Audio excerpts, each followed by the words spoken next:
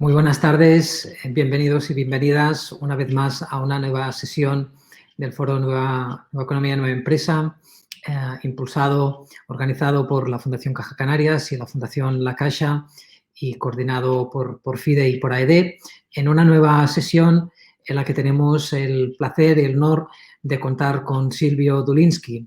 Silvio Duliński nos va a hablar sobre la economía con COVID-19, claves para reactivarla sin empezar de cero. Es un placer contar contigo, Silvio.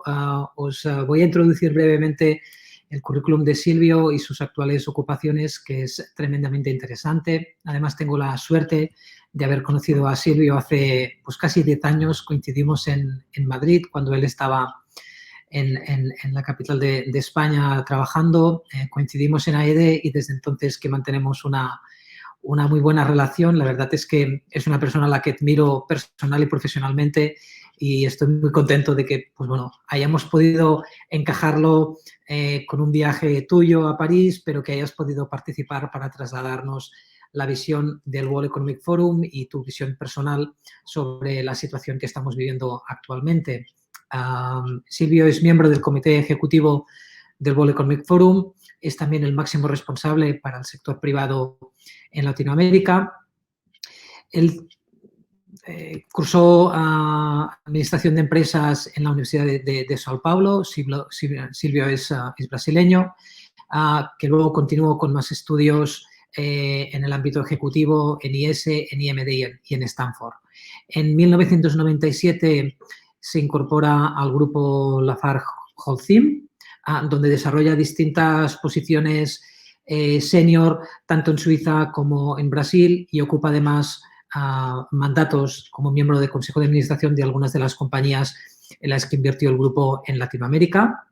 En 2010-2011 tiene una etapa en la que está en Madrid como director corporativo del grupo INIPSA, y posteriormente en 2013 se incorpora al World Economic Forum, donde, como os comentaba, es miembro del comité ejecutivo en Ginebra y es también responsable del sector privado en Latinoamérica. Silvio, es realmente un placer contar contigo, podernos ver de nuevo a través de la videoconferencia y poder escucharte para darnos un poco tu visión sobre esta situación. Tenéis una perspectiva muy interesante sobre los grandes problemas globales en el Foro Mundial y, desde luego, para nosotros es un placer poder escucharte y conocer de pronto tus impresiones sobre los retos que tenemos en estos momentos. Bien. Muchas gracias. Igualmente es un placer. Desde que creo que nos conocimos, efectivamente, cuando yo estaba en INIPSA, que fue el 2011, sí. 2010, 2011, ¿no? En aquel periodo, sí. O sea, llevan ahí 10 años, se notan nuestras canas. O sea, tenemos menos en aquella época, tenemos más pelo, menos canas. O sea, Efectivamente. Paramos por aquí, ¿no? O sea, paremos sí, por aquí. Dejémoslo. Pues mira, bien, gracias a todos. Buenas tardes, gracias por la invitación. Y ¿por dónde empiezo? Yo creo... Mira, una de las características que nos diferencia de los animales es la capacidad de proyectarnos en el futuro. Y esta capacidad se limita a nuestra memoria. Siempre vamos a pensar en eso, ¿no? Y entonces, para pensar al futuro, tenemos que entender el presente y el pasado. En esos últimos 3 meses, la pandemia ha transformado el mundo. No sabemos cuál será su impacto a largo plazo. O sea, hay poca visibilidad, mucha incertidumbre, pero hay cosas que sabemos o que podemos deducir con cierta claridad. Tenemos varias crisis combinadas: salud, economía, fiscal, sectorial, en muchos países, en muchos casos también política, que además coinciden y acentúan, agravan la crisis del petróleo, que empezó con una guerra, si se acuerda, entre Rusia, guerra de precios entre Rusia y Arabia Saudita, pocas semanas antes que se dieron cuenta que esto no era simplemente una gripe y que iba a quedarse restricta a China. Esta crisis es muy distinta a las anteriores, o sea, no solamente por su origen, pero también por sus efectos, por su gravedad y por la respuesta de los gobiernos. e também, por último, por el impacto social que tem. Quizás o mais grave que tenhamos é uma profunda recessão de confiança. E isso não só nas instituições que já veniam perdendo esta confiança desde há tempo, mas agora também entre as pessoas. No comércio del barrio, em meu sítio de veraneo preferido e em grande parte da economia local. E isso é um grande desafio para a retomada da economia. E vai generar cicatrizes na sociedade que são difíceis de predecir nesse momento. Vamos saber por onde vai. O mundo já estava com vários pontos de tensão antes da pandemia. E a crise atual está acentuando muitas das tendências que já veniam, de certa forma, delineando-se. A crise financeira de uma década atrás sacudiu a economia mundial e muitas pessoas quedaram desencantadas por la maneira como se manejou aquela crise. Em Espanha hemos sentido isso muito forte, não? Por os problemas econômicos posteriores, por la percepção de que o modelo econômico capitalista liberal e a globalização funcionava para uns poucos e deixava a maioria atrás. Passados alguns anos, isto culminou no Brexit e a eleição de líderes populistas em vários países. A eleição, especificamente nos Estados Unidos, de um presidente com uma visão de mundo diferente, cambiou completamente o país em favor do proteccionismo. E está debilitando o sistema multilateral que, com tanto esforço, tanto custou para construir desde o final da Segunda Guerra. Tudo isso ocorre no mesmo momento que China se vai volvendo uma potência mais consciente de sua influência global, mais assertiva, mais decidida a exercer este poder.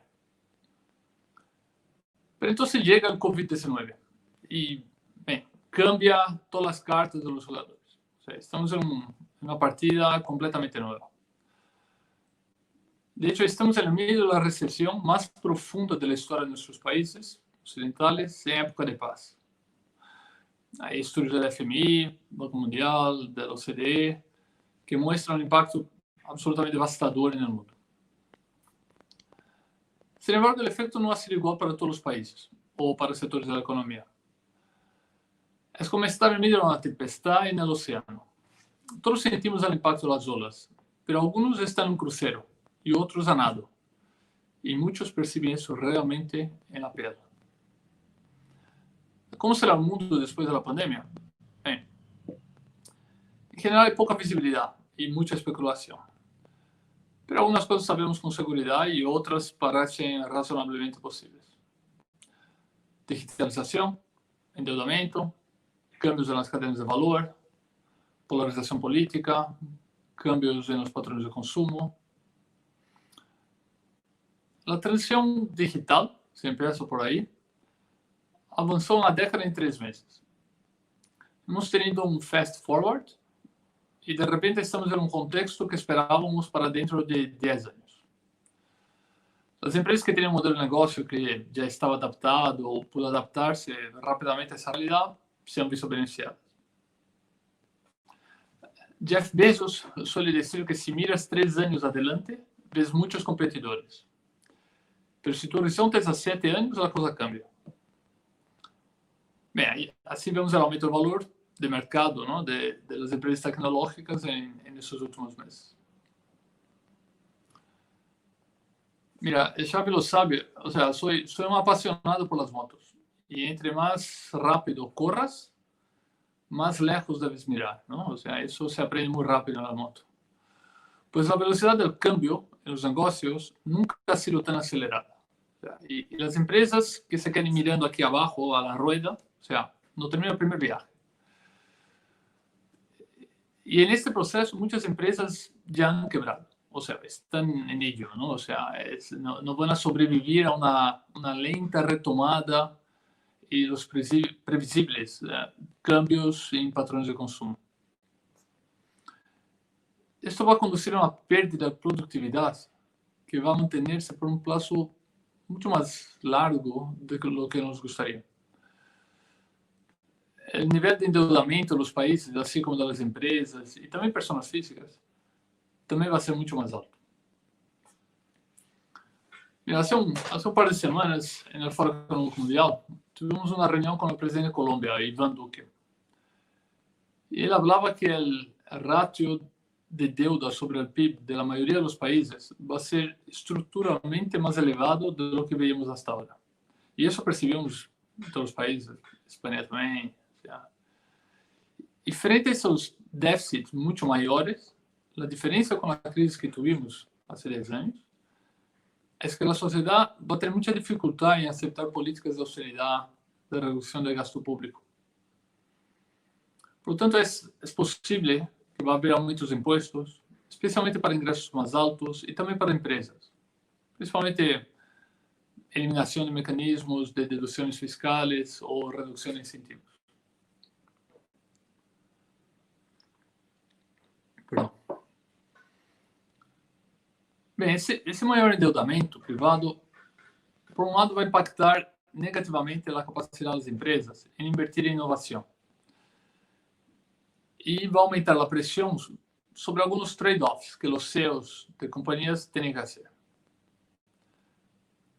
Bem, pero por outro lado, também é possível que tenhamos uma explosão de inovação de modelos de negócio hacia a digitalização.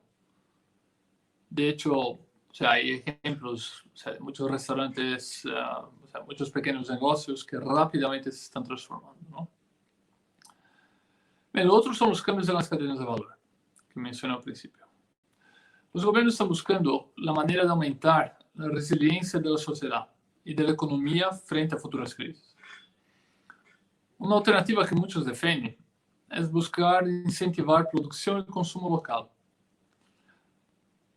El gran riesgo es que eso puede conducir a medidas proteccionistas. En la Unión Europea ese riesgo no es tan elevado, ¿no? Eso afecta más a otros países. La integración de las cadenas de suministro que ya estaban sufriendo antes de la pandemia, probablemente esa tendencia de integración se va a acelerar. Y algunos setores de países com uma sólida base industrial deveriam beneficiar-se desse processo.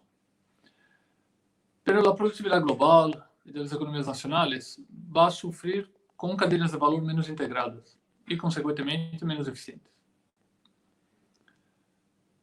A política também vai estar mais polarizada. O conflito que já vem de antes entre uma direita mais nacionalista e proteccionista e uma esquerda mais socialista e progressista, parece que está aumentando em muitos países. Esses grupos vão lutar por definir que papel deve ter um Estado mais assertivo, dado que com esse maior endeudamento, maior presença do Estado nas economias, vai haver um novo ponto de equilíbrio. Essa crise está criando uma grande agitação política. Em alguns países, a resposta a segmentar a sociedade de uma maneira distinta a essa tradicional esquerda-derecha. O sea, há visões opostas de como responder a esses desafios. E também há casos de países aproveitando essa situação para debilitar realmente direitos civis, democráticos, generando preocupações mesmo na União Europeia. No cambio geopolítico, hay una situación de la confrontación, de la rivalidad, en campos donde tradicionalmente veíamos colaboración. Desde la época de la Guerra Fría, los países de ambos blocos encontraron puntos de convergencia en los campos de salud, en tecnología, medio ambiente. Hubo muchos desarrollos en vacunas, que son de aquella época. Internet surgiu naquela época, a luta para combater o agujero da capa de ozono. Pero essas três áreas, saúde, tecnologia, meio ambiente, hoje estão enfrentando desafios relacionados com esta crescente confrontação entre os países. E isso é muito preocupante. Cada vez temos menos puentes de diálogo. Isso é o que sabemos, não? O sea, algumas coisas que dije que podemos imaginar de maneira racional. Pero há outras áreas, sin embargo, que somos muito mais ignorantes. ¿Va a ser posible controlar la enfermedad por completo? Y si logramos, las personas van a volver a la vida que llevaban antes. Seguramente regresarán a restaurantes, tiendas, oficinas, viajes internacionales, pero por un cierto tiempo la demanda va a ser mucho menor. No sabemos cuándo, cómo, o mesmo si una vacuna o alguna otra solución va a poner la pandemia bajo control total. También no sabemos cómo será el camino de la recuperación económica. ¿Cuál será el impacto de la pandemia en el comercio internacional, en las políticas comerciales internacionales? Debemos tener en cuenta también el contexto global que estamos viviendo. ¿Hasta dónde llegará el colapso de esas relaciones internacionales? Estados Unidos y China van a seguir incrementando sus hostilidades. ¿Y dónde entra Europa? Como saben, el Foro Económico Mundial organiza una reunión anual en Davos a principios de cada año, ¿no? Y en este año había un señor de Singapur, un académico, que estaba en la charla con Kerry y Ursula von der Leyen, que todavía no era la presidenta de la Unión Europea. Y ese señor dijo que en el pasado raramente una potencia política y económica aceptó perder su liderazgo sin conflicto bélico de por medio. Eso personalmente me dejó bastante preocupado. O sea, no creo que lleguemos a ello, ¿no? Pero sí que eso se puede entender por qué las tensiones van en aumento, ¿no? Bem, muchos dicen que un nuevo siglo no comienza al final de la cuenta regresiva, ¿no? para el año nuevo, sino después de un evento importante que sacude a la humanidad, que transforma los valores, que impone una nueva manera de vivir. Pues el siglo XX no se inauguró en 1901, sino en 1918, con el final de la Primera Guerra, que resultó en la transformación geopolítica global, el surgimiento de la Liga de las Naciones, los Estados Unidos, de regímenes totalitarios. Bien, pues bienvenidos al siglo XXI. Y es pensando en eso que hace 2 semanas en el foro lanzamos una serie de diálogos con líderes globales bajo el tema de nuestra próxima reunión de Davos, que es el The Great Reset. Es fundamental que tengamos el sentido de urgencia necesario para reconstruir nuestro modelo económico de una manera más inclusiva, más sostenible. Si no abordamos estos desafíos acentuados por la pandemia, la crisis social se va a intensificar, llevando a una mayor polarización y a nuevas confrontaciones que van a ser aún más intensas.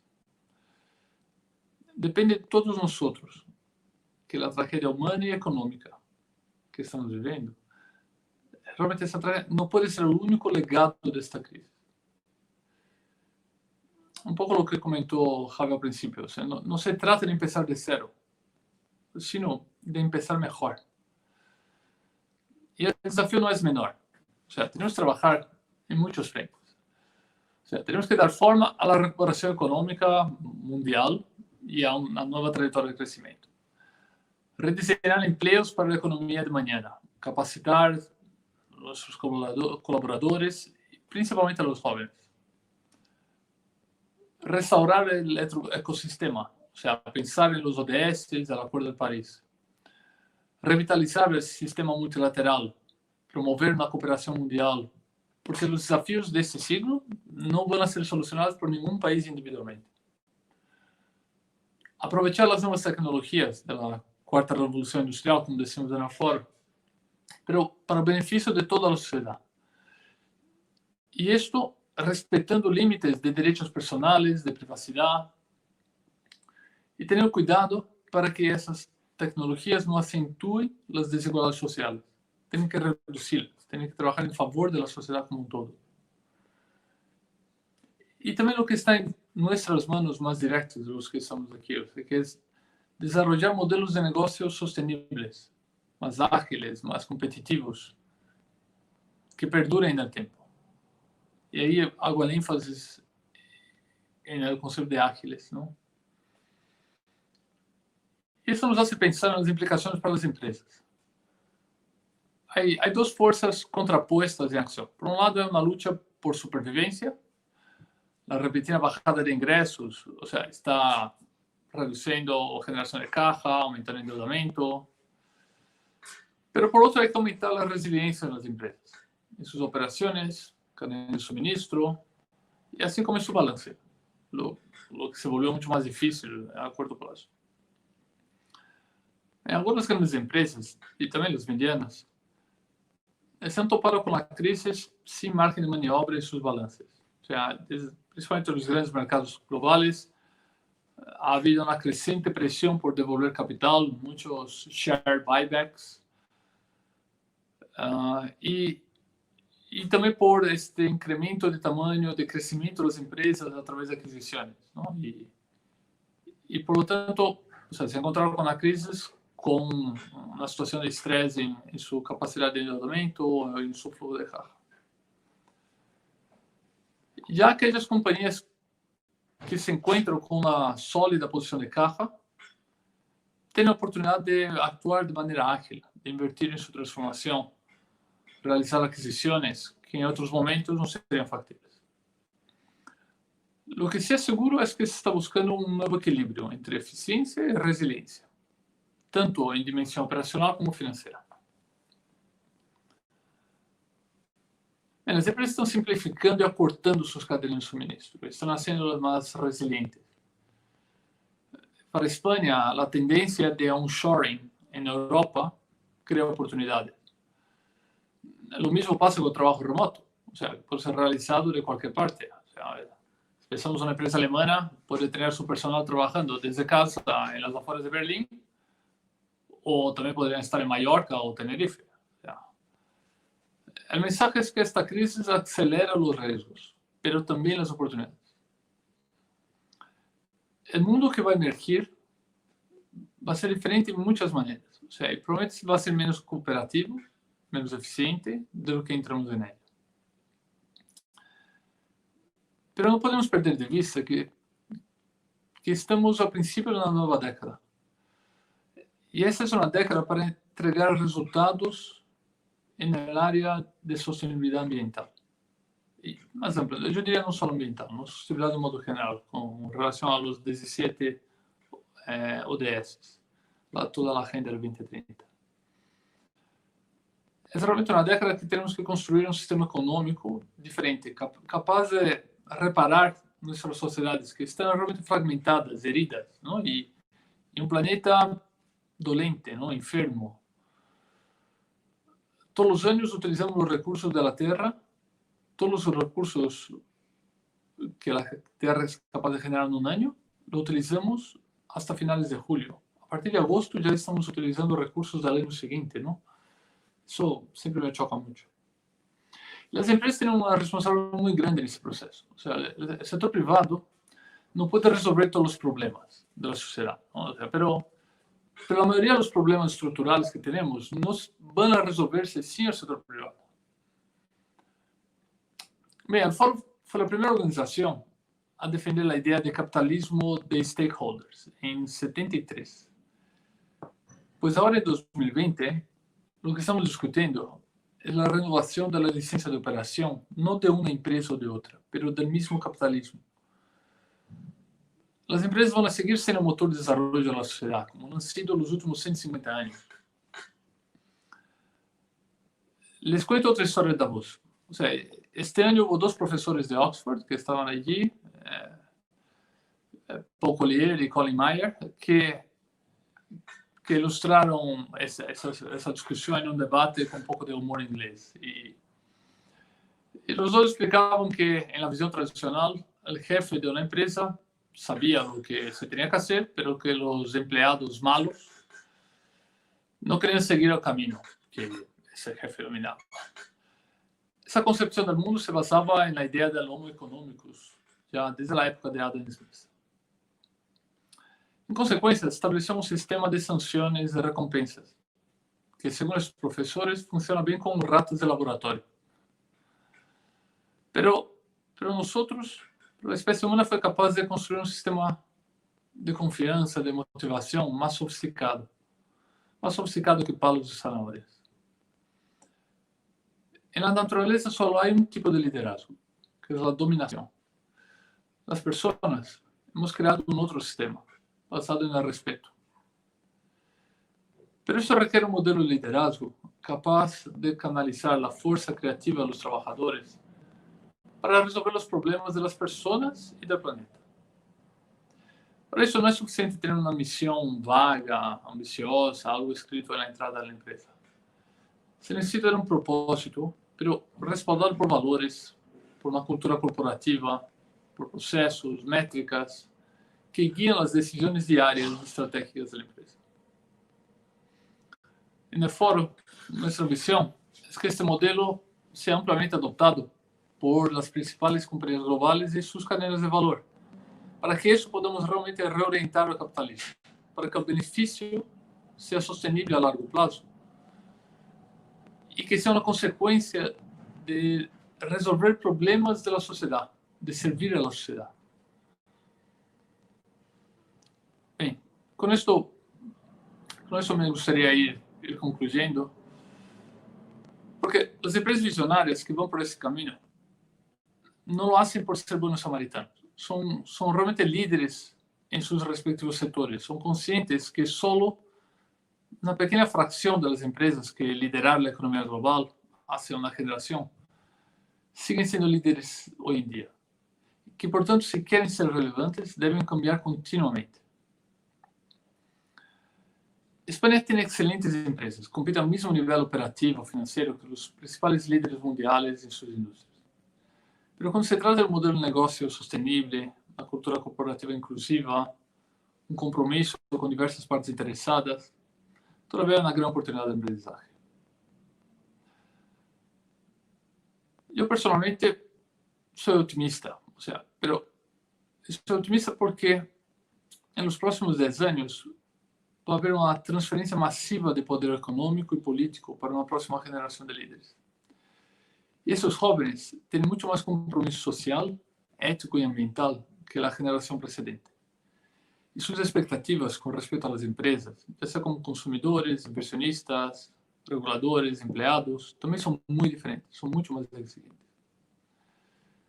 Bien, en este momento de recuperación económica y de reconstrucción de la sociedad post-COVID, o mejor, con COVID, porque de hecho no hay un post-tuberculosis o un post-SIDA, tenemos que aprender a convivir con ello.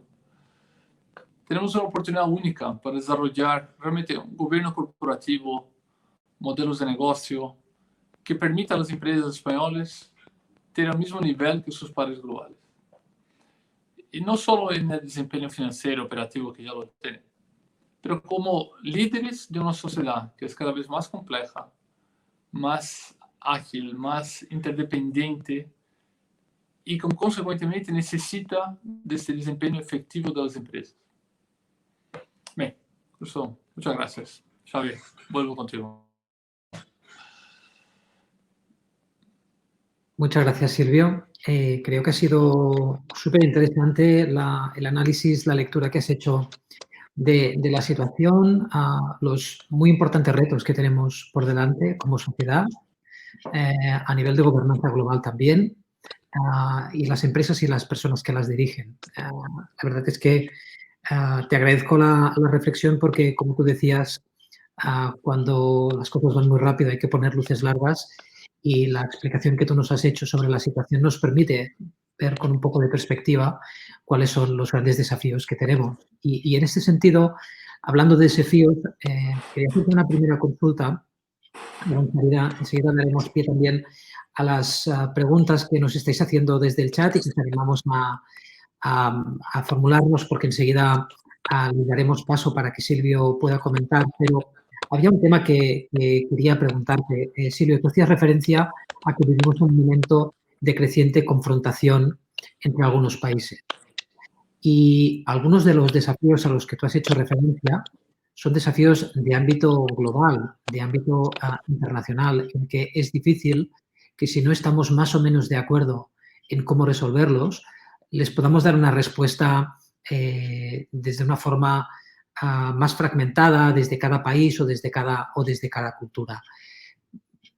En este horizonte 2020-2030, ¿no? Que de alguna forma tú nos decías que comienza el siglo XXI y me ha gustado mucho este comentario. ¿Cómo crees que vamos a poder resolver estos desafíos globales en un momento de dificultad de entendimiento entre las principales naciones del mundo?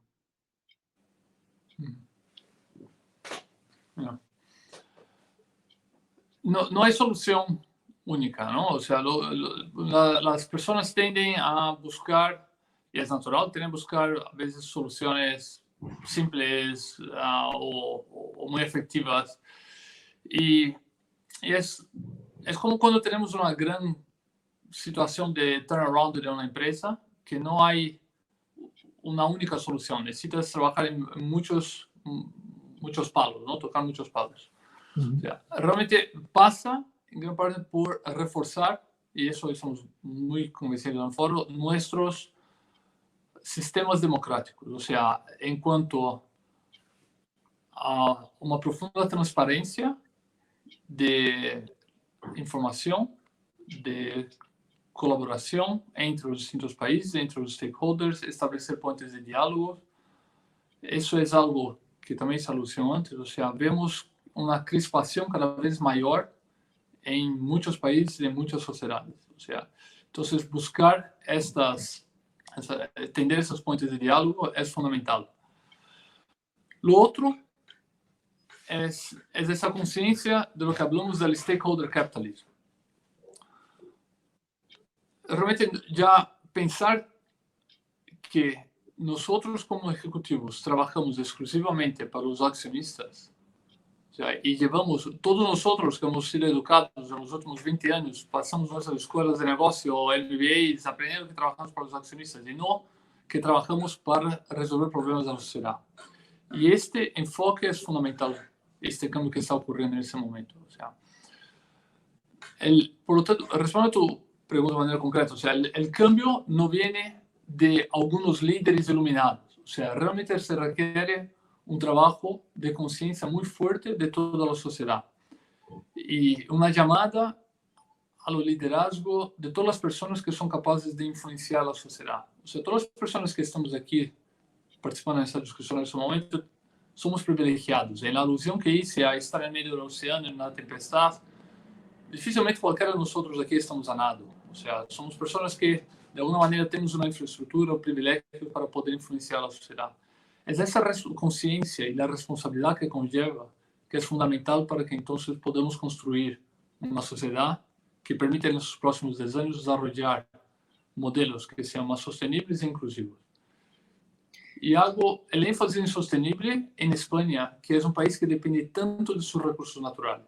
O sea, es el enfoque de sostenibilidad, una reconstrucción de la sociedad, enfocando realmente la preservación del ecosistema, es absolutamente crucial. Paso a comentarte algunas de las preguntas que nos están haciendo llegar a través del chat. Os agradezco a todos vuestra participación. Una primera va en línea con un tema que tú también has tocado, ¿no? Y es el previsible incremento de medidas de proteccionismo, buscando sociedades que sean más capaces de gestionar situaciones como la pandemia del COVID. Y la pregunta va dirigida en el sentido de que ciertamente estas medidas de proteccionismo históricamente se han movido en una economía de bienes y servicios, en una economía de productos y de materias primas. Pero estamos en un contexto cada vez más digital. Como tú comentabas, pues una empresa alemana puede tener a todo su equipo trabajando en Mallorca o en Tenerife o en otra localización y puede hacer perfectamente exactamente el mismo servicio mejor. ¿Cómo podemos poner, es decir, es factible, es posible, es una ilusión este proteccionismo que algunos intentan potenciar ante una economía tan digital y tan globalizada? No es ilusión. O sea, hay una gran parte de la economía que sigue siendo dependiendo de las cadenas de valor físicas, ¿no? O sea, aunque la creación de valor, lo que es muy importante es separar en ese proceso lo que es creación de valor del punto de vista de flujo de caja descontado y que eso pensamos el valor de las empresas, o sea, y de ahí las empresas tecnológicas que es alusión.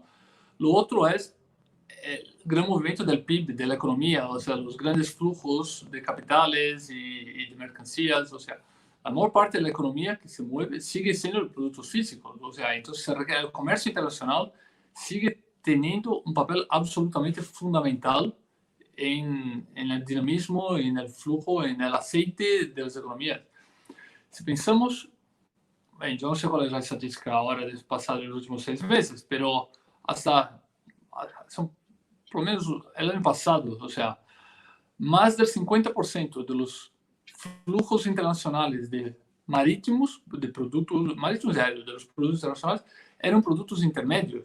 O sea, no era ni producto, ni materia prima, ni producto final. O sea, por lo tanto, todo el mundo es una gran línea de ensamblaje. O sea, nada es producido y terminado en el mismo país. O sea, entonces, o sea, en el momento que tenemos medidas de proteccionismo que impiden esa integración de las cadenas de valor globales, eso tiene un impacto brutal. O sea, hay varios estudios que muestran que a cada punto de apertura de la economía de un país para el crecimiento, para el comercio internacional, el impacto en el PIB es muy superior a este 1%. O sea, es bastante más alto. Ahora no sabría decir cuánto exactamente, pero es impactante. Una de las medidas más efectivas de política pública a largo plazo es la apertura de la economía. Y esto realmente está en riesgo en este momento. O sea, la economía digital es fundamental y el comercio internacional digital se está acentuando. De hecho, en el foro tenemos varias iniciativas para permitir ese intercambio de información internacional, pero nos preocupa mucho que el proteccionismo de toda la economía tradicional de bricks and mortar se está acentuando. Hay otro aspecto que has abordado también en tu explicación inicial y que tiene que ver con el reto de la sostenibilidad, ¿no? Sabes que hubo la cumbre en Madrid hace unos meses. Realmente yo creo que esa cumbre significó un darse cuenta muy profundo en España de que había una necesidad y a la vez una oportunidad que probablemente aquí en España no estaba suficientemente desarrollada ante lo que tiene que ver con el impulsar medidas que faciliten pues, la sostenibilidad en todos los aspectos, también ambientales, de una forma muy importante. ¿Crees que este impacto del COVID puede frenar, tener un impacto neutro o reducir la velocidad de esta transformación que tú mencionabas para el 2020-2030 en términos de sostenibilidad?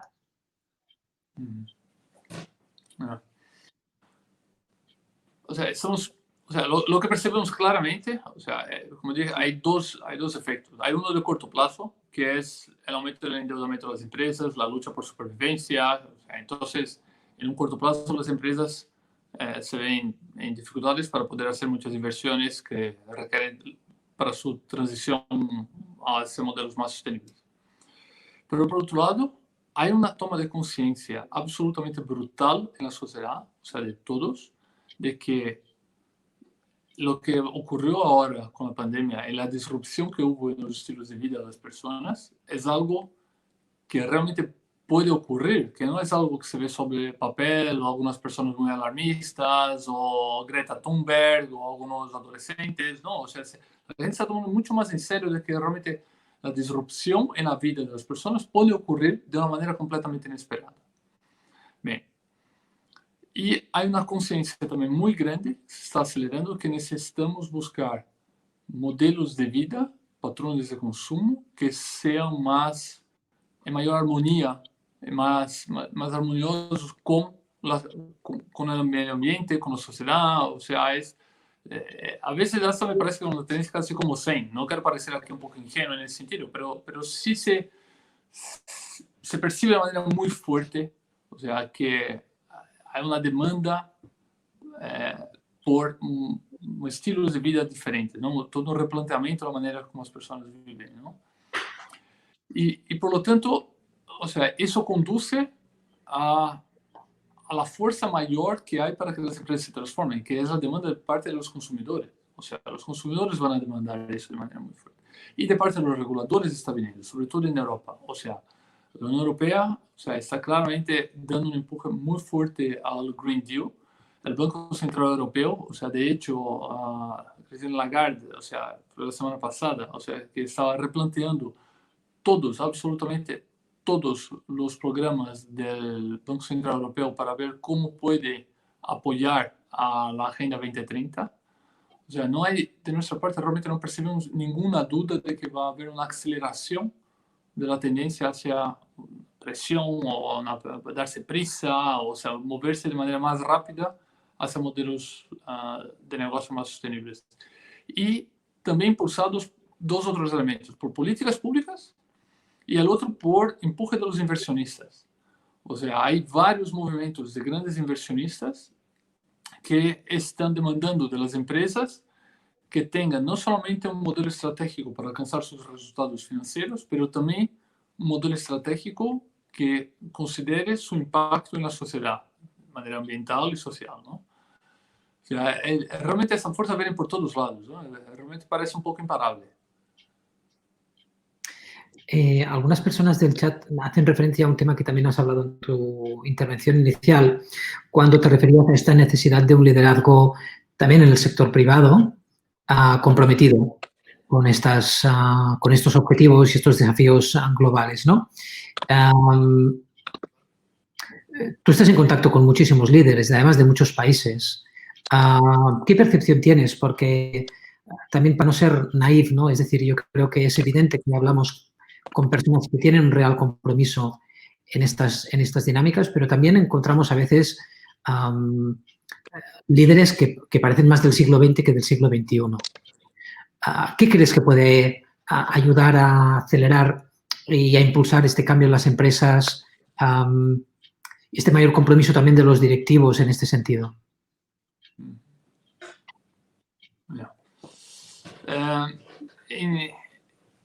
En enero de este año, en la reunión de Davos, tuve dos charlas con dos CEOs diferentes, un alemán que de una empresa gran distribuidora de acero en Europa y América del Norte, y que decía que su consejo de administración un poco le cuestionaba qué es lo que él dedicaba tanto tiempo al foro, por qué trabajaba con nosotros, por qué estaba ahí, ¿no? O sea, tenía que un poco dedicarse al negocio, ¿no? Al bottom line.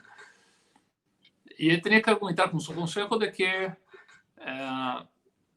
de buscar esos modelos, trabajar con nosotros, buscar modelos de negocio como los que procuramos desarrollar de manera conjunta, es cuidar del negocio a largo plazo. Pero luego por la tarde hablé con otro CEO, un poco por casualidad, que fue el mismo día, de una empresa naviera de Suecia. Y que decía que su consejo le está metiendo presión, que no es suficiente que él cambie su empresa, él tiene que trabajar con el resto de la industria para transformar la industria naviera. O sea, porque solo cambiar su empresa no vale. O sea, tiene que realmente mover la industria en cierta dirección. O sea, entonces, lo que quiero decir con eso es que esa presión viene también por varios niveles. O sea, tienes algunos CEOs que son comprometidos con ello. Tienes consejos que están dando este mandato. Y tienes inversionistas que están empujando en esa dirección. O sea, entonces, en esos tres ámbitos, no siempre están todos alineados y no es todos los CEOs, todos los consejos o todos los inversionistas.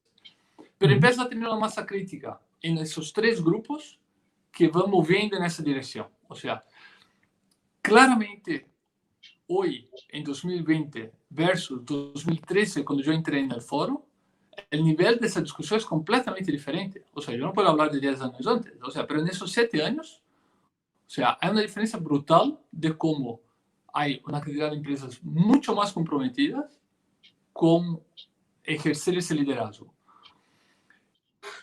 Y un elemento muy importante es que estamos realmente en un proceso de una transición hacia una nueva generación. O sea, es muy raro, es muy poco frecuente de ver nuevos líderes que están asumiendo posiciones de liderazgo que no estén comprometidos con esta visión. O sea, realmente eso no pasa. O sea, todos los nuevos CEOs que están entrando, o sea, muy raramente tenemos alguno que no está comprometido con esa transformación en todos los sentidos. Otra muy bonita diversa es la de igualdad de género. O sea, eso es algo que está pasando a pasos largos, aunque no tan rápido como deberíamos en muchos segmentos, o sea, pero es algo también cada vez más presente, o sea, y lo que es muy positivo de verse que muchos CEOs hombres, o sea, no es una agenda solo, agenda de las mujeres llevando eso adelante, no, hay muchísimos CEOs que son hombres, muchos directivos hombres que están llevando esa agenda también, y eso se percibe mucho con la nueva generación de líderes.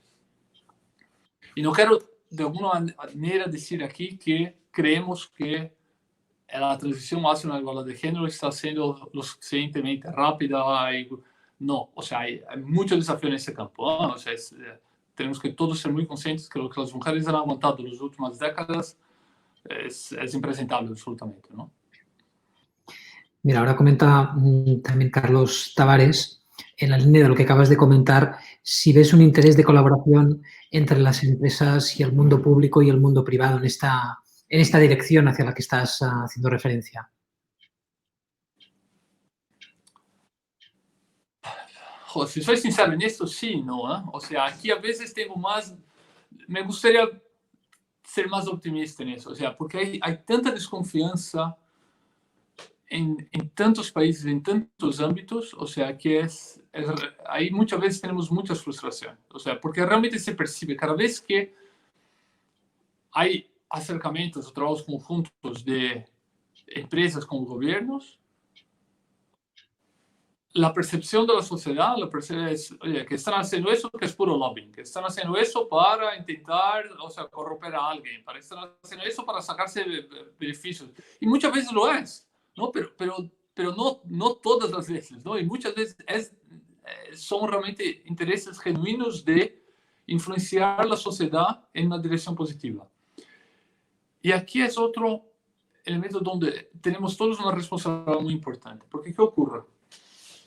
En la Ford trabajamos mucho con el concepto de la cuarta revolución industrial, que es la convergencia fundamentalmente de 5 grandes revoluciones tecnológicas, o sea, de la convergencia, la transformación de conectividad, o sea, mobile technology, energías renovables, computación, biotecnología y materiales avanzados. O sea, la combinación de estas 5 grandes transformaciones tecnológicas está convirtiendo completamente la sociedad. Y desarrollando nuevas tecnologías ya combinadas, como inteligencia artificial, como manipulación genética, Internet of Things, o sea, que requieren de un desarrollo de protocolos, de políticas públicas que sean conducivos a desarrollar esas tecnologías y adoptarlas en la sociedad, a la vez que tú estás desarrollando, tú tienes que regularlo. O sea, porque no es como cuando en el siglo XX se inventó la bombilla, y entonces se inventó la bombilla, luego se regula la bombilla. Eso ya no funciona con inteligencia artificial, o sea, con manipulación genética. Tienes que regularlo a la vez que lo estás desarrollando.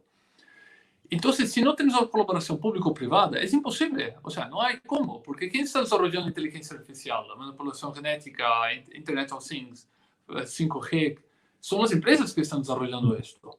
O sea, y las empresas entonces no tienen cómo regular ellas mismas, ¿no? Necesita el gobierno. Pero es una conversación de besugos frecuentemente, ¿no? O sea, entonces, dar pasos concretos en desarrollar mejor colaboración entre el sector público y privado es fundamental.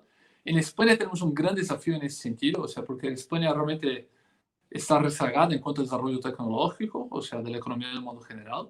Si queremos que España sea una economía mucho más innovadora, mucho más puntera, necesitamos de esa colaboración entre el sector público y privado de una manera mucho más fluida. Y establecer confianza, ¿no? Que es la base para todo esto.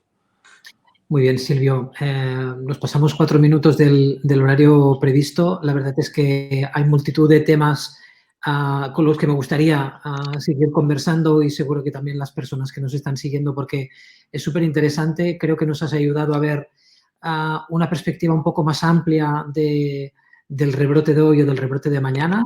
Es tan importante lo uno como lo otro, pero es importante poner luces largas en un momento, como tú decías, donde hay tanta velocidad, tanto cambio, para ver un poco qué está ocurriendo en el mundo, cuáles son las fuerzas que están de alguna forma dando forma a esta nueva década, a este nuevo siglo que tú decías que hemos inaugurado con esta pandemia y, por tanto, ha sido un placer escucharte, poder conocer de cerca tus impresiones, también la perspectiva del Foro Económico Mundial, que desde luego es una atalaya privilegiada sobre lo que está pasando en todo el mundo.